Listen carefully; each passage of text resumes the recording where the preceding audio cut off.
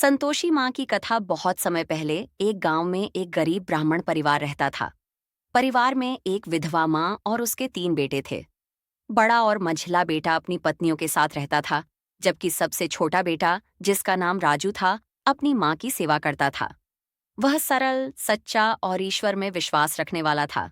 राजू के बड़े और मझले भाई मेहनत तो कम करते, लेकिन अपनी पत्नियों के साथ सुख से रहते थे। वहीं राजू को हमेशा ताने मिलते और घर के कामों में उलझा दिया जाता। एक दिन दुखी मन से राजू जंगल की ओर चला गया और वहां उसे एक वृद्ध साधु मिले। साधु ने उसकी पीड़ा सुनी और उसे संतोषी माँ का व्रत रखने का सुझाव दिया।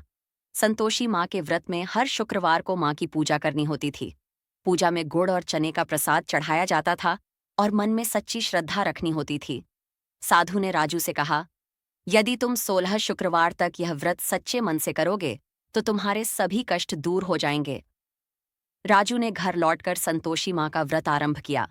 हर शुक्रवार को वह माँ की मूर्ति के सामने घी का दीप जलाता, गुड़ चने का भोग लगाता और माँ का भजन करता।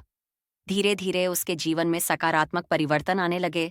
उसकी ईमानदारी और मेहनत से उसे एक अच्छा काम मिला और उसकी आय बढ़ने लगी। यह देखकर बड़े और मझले भाइयों की पत्नियां जलन से भर गईं। उन्होंने राजू की पूजा में बाधा डालने की कोशिश की। एक शुक्रवार को उन्होंने प्रसाद में नींबू डाल दिया, जिससे व्रत खंडित हो गया। राजू को यह बात पता नहीं चली, लेकिन उसका जीवन फिर कठिनाइयों से भर गया। दुखी होकर राजू ने संतोषी माँ से प्रार्थना की। माँ प्रकट हुईं और उसे सच्चाई बताई। उन्होंने कहा, तुम्हारी भाभीियों ने तुम्हारे व्रत में विघ्न डाला है। अब तुम पुनः श्रद्धा और विश्वास के साथ व्रत रखो। तुम्हारे सभी कष्ट दूर होंगे। राजू ने पुनः व्रत करना शुरू किया। इस बार उसकी भक्ति और भी गहरी थी।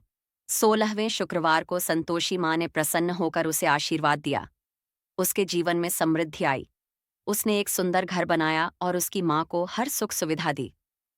राजू की सफलता देखकर उसके भाई भाभियों को अपनी गलती का एहसास हुआ। उन्होंने भी संतोषी माँ की पूजा शुरू की और अपने पापों के लिए क्षमा मांगी।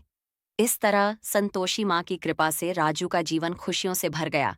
यह कथा हमें सिखाती है कि सच्चे मन से की गई भक्ति और विश्वास से सभी बाधाएं दूर हो सकती हैं। जय संतोषी माँ।